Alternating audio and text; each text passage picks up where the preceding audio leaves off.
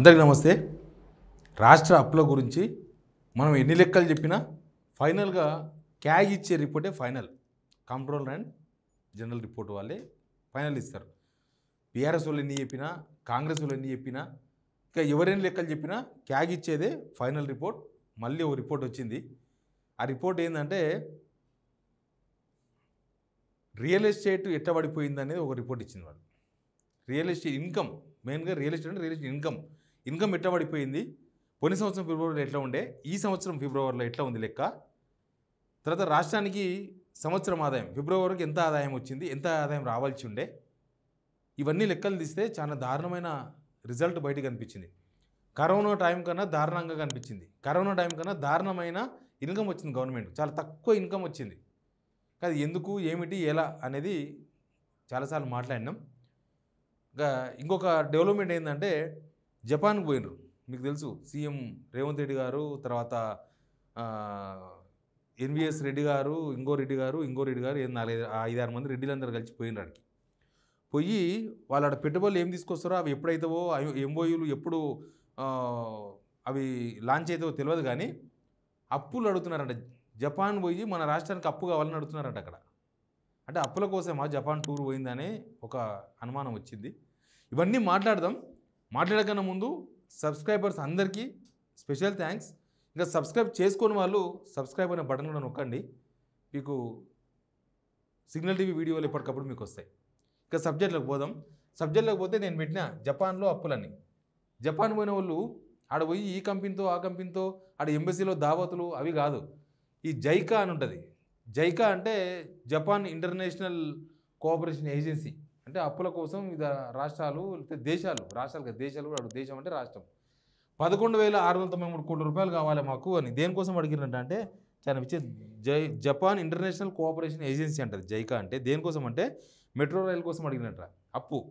తర్వాత మూసి పునరుజ్జీవనం, మూసి ఇంకా ఫైల్ మూస్తలేరు, ఇంకా దాన్ని కొడతా ఉన్నారు, ఎవరు ఇస్తలేరు పైసలు. రేడియల్ రోడ్ల కోసమని అడిగితే వాళ్ళు అన్నారంట, మీరు ఇట్లా స్టేట్గా డైరెక్ట్ పోయి అడగొద్దు, సెంట్రల్ గవర్నమెంట్ పర్మిషన్ కావాలి, మీరు సెంట్రల్ గవర్నమెంట్తో మాట్లాడుకోండి, తర్వాత మమ్మల్ని సంప్రదించమని చెప్పారంట వాళ్ళు. అట్లా ఉంటుంది మన కథ. అందుకే మనం చైనాతో కాదు పోటీ పడాల్సింది, ముందు మన భారతదేశంలో ఉన్న రాష్ట్రాలతో పోటీ పడితే దేశం చైనాతో పోటీ పడుతుంది. ఎప్పుడు ఇక్కడ కూర్చొని మనం చైనాతో పోటీ పడతాం, తెలంగాణ సపరేట్ దేశమేం కాదు. ఇక మన వ్యవహారమే బాగాలేదు, బొచ్చ పడుకుని అడుక్కునే కాడికి వచ్చింది వ్యవహారం. ఇంకా మనం చైనాతో పోటీ పడతామని చెప్తారు పొద్దుగాలు లేసి. సరే, అది ఉండని. ఈ క్యాగ్ రిపోర్ట్ ఏమి ఇచ్చిందంటే రియల్ ఎస్టేట్ ఇన్కమ్ మీద ఇచ్చింది స్పెషల్గా. ఏంది, ఫిబ్రవరి 2025 మొన్న ఫిబ్రవరి మీద ఇచ్చింది. ఎప్పుడప్పుడు ఇస్తూ ఉంటారు, ఒక 1-2 months అటో ఇటో క్యాగ్ రిపోర్ట్ ఇస్తూ ఉంటుంది. మొన్న పెట్టిన బడ్జెట్లో ఫైనాన్షియల్ ఇయర్ మొత్తం అయిపోకముందే కదా వీళ్ళు అసెంబ్లీ బడ్జెట్ సమావేశాలు నడిపించారు. కాబట్టి దానిలో అసలు ఎంత లాస్ట్ ఇయర్ బడ్జెట్లో వీళ్ళు ఎంత అనుకున్నారు, ఎంత ఇన్కమ్ వచ్చింది, ఎంత అలొకేషన్ చేసినారు, ఎవరికి ఎంత ఇచ్చిండ్రు అలొకేషన్ చేసినాయి అనే లెక్కలు ఏదో తేలలే, అవి మెల్లమెల్ల తెలుస్తాయి. అయితే ఈ క్యాగ్ ఇచ్చిన రిపోర్ట్ ఏంటంటే ఫిబ్రవరి 2025లో రియల్ ఎస్టేట్ ఇన్కమ్, నేను చెప్పేది వాళ్ళు ఇచ్చిన రిపోర్ట్ కూడా రియల్ ఎస్టేట్ సపరేట్గానే కనిపించింది. 18,228 కోట్లు వస్తుందని ప్రభుత్వం అంచనా వేసిందంట.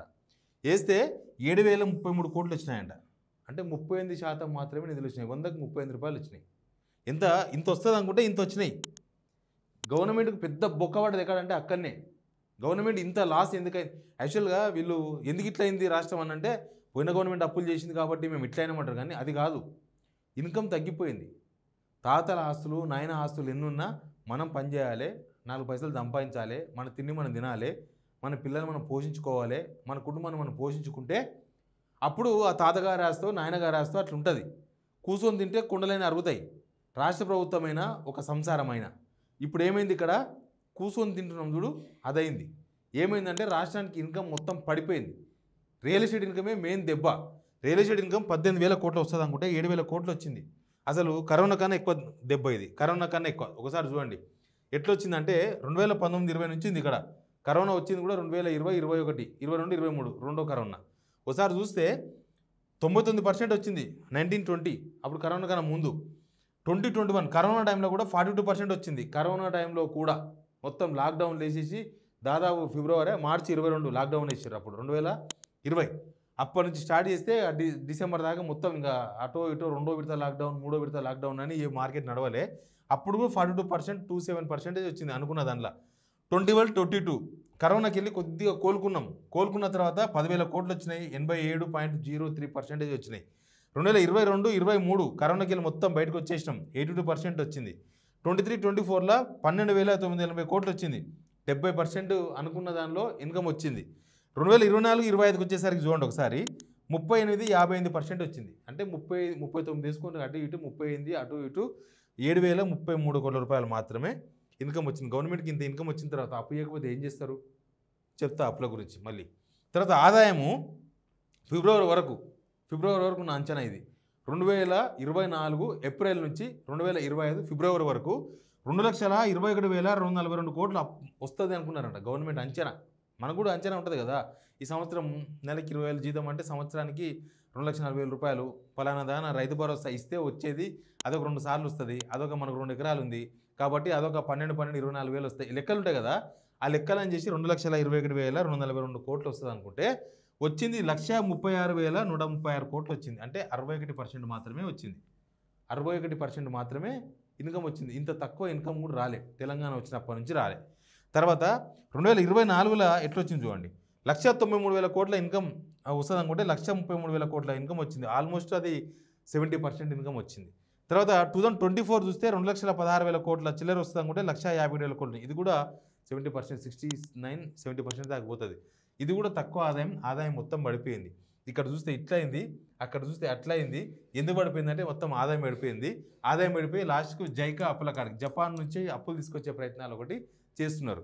అసలు రాష్ట్రం ఇప్పటి వరకు చేసిన అప్పు ఏంటంటే ఆల్మోస్ట్ 1,62,000 కోట్ల చేంజ్ అప్పు అయింది ఇప్పటి వరకు. ఏం చేసిందంటే ఏం చెప్తారో అర్థం కాని లెక్కలు, వీళ్ళు చెప్పే లెక్కలు ఏది ఒప్పుకోదు. సేమ్ మన ఎస్సీఏ ఉంది కదా, ఎస్సీయు హైదరాబాద్ సెంట్రల్ యూనివర్సిటీలో వీళ్ళు చెప్పేది సుప్రీంకోర్టు చెప్పింది ఎంత ఫరక్ ఉందో, అప్పుల విషయంలో కూడా వీళ్ళు చెప్పేది చెప్పేది రెండు ఎక్కడ పోలిక ఉండదు. 1,58,000 కోట్ల అప్పు చేసినామని ఒప్పుకొని మేము 1,53,000 కోట్లు అప్పే కట్టేసామంటారు. కాగిచ్చిన రిపోర్ట్ ఏమో వీళ్ళు కట్టింది 60,000 కోట్ల అప్పే. అంటే 93,000 కోట్ల అప్పు, 95,000 కోట్ల అప్పు, 9,000 కోట్ల రూపాయలు అప్పు కింద తీసుకొచ్చినాయి. దేనికి కట్టలే, అవి దేనికి కట్టినరో వాళ్ళకే తెలవాలి. కాంట్రాక్టర్లకు కమిషన్ల కింద ఇచ్చిండ్రా, కాంట్రాక్టర్లకు పెద్ద కాంట్రాక్టర్లకు ఇచ్చిండ్రా, దేనికి ఇచ్చిండ్రు? ఒక ప్రాజెక్టు కట్టలే, ఓ రోడ్ వేయలే, తర్వాత ఎక్కడ ఓ పునాది తీయలే, ఓ బిల్డింగ్ కట్టలే, ఓ స్కీమ్ లాంచ్ చేయలే, ఓ స్కీమ్ కింద జనాలకు డబ్బులు ఇవ్వలే. రైతు భరోసా వీళ్ళు వచ్చిన తర్వాత మూడు సార్లు ఫసక్ అయిపోయింది. ఫస్ట్ టైం అంతంతే అయిపోయింది, సెకండ్ టైం మొత్తానికి ఎగేసిర్రు, మూడోసారి చూస్తారు కదా రైతు భరోసా ఎక్కడ అయిపోయిందో అక్కడనే అయిపోయింది. రుణమాఫీ అట్లట్లే అయిపోయింది.